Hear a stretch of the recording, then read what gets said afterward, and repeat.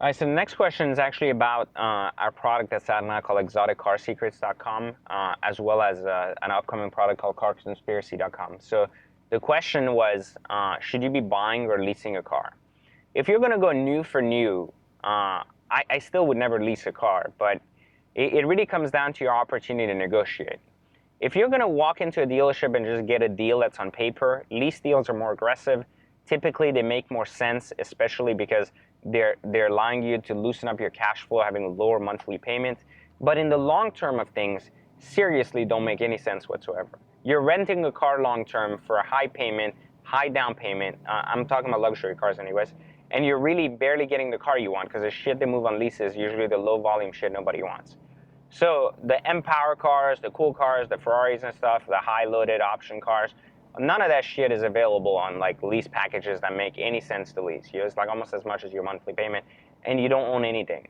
So why is it bad to lease versus own if you're a good negotiator? Because if you're using the methodology we teach at exoticcarsecrets.com, and if you're kind of following and understanding how we are able to drive exotic cars for free or for close to free, then you're understanding that what you're putting into the car with our system, you're getting back out by the time you sell the car. Versus whatever you're putting into a lease, you're pretty much either breaking even or you're upside down until you've completed your lease when you're into a lease.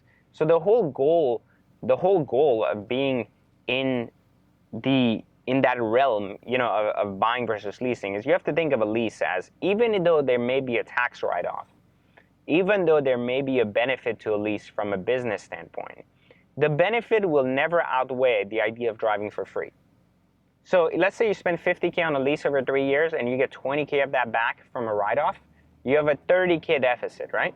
But I can get you in and out of the same car using my methodology on exoticcarsecrets.com for like less than $5,000, assuming you're a terrible driver, you make mistakes and everything else. So $5,000 versus the like $30,000 you spend after your savings and taxes. Why would you want to piss away all that money with the hope that your taxes will give you back 40% of it or 30% of it when you could not spend it to begin with, or spend it and get it back every time? It just doesn't make sense. So I really don't recommend it. I don't think that's a good idea to go down that direction. I would personally focus all of my efforts on the buying at the right price and actually driving, enjoying, and then moving it at the right price, so that first you can get in and out of a car anytime you want. And then two, remember that the whole goal with our program is that you're buying a car that right from the bat has positive equity. So think about the whole Exotic Car Secrets Car Conspiracy program as a way to buy. Like, think about if you had a house that was $500,000 on the market, right? And it was worth $500,000. That means anyone else would be willing to pay $500,000 for it. But you're able to buy that house for $350,000. So think about like how good of a deal that is. You can buy a house for $350,000 and immediately have $150,000 in equity. Well, why would you not buy that house? Even if you don't love the house, fuck it, buy it and flip it, right? It's the exact same concept we have now. If you can pick up a car at the price and others are willing to pay much more price for that same car just because you're a better negotiator and you understand how to pick the right car, then why wouldn't you want to do that? Why would you want to put yourself at stake and actually lease a car just because it's a little bit new or you get this and that, and lose all your money and just ultimately give all your money to the dealership?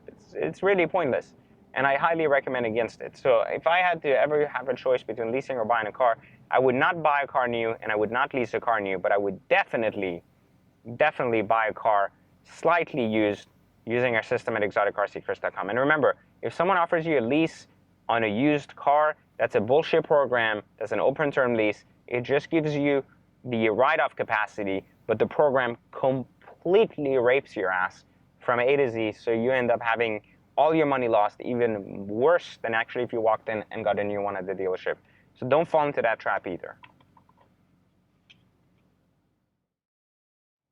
Today's Ask Me Anything is actually a really great question that came from someone on Facebook. Asked me actually directly about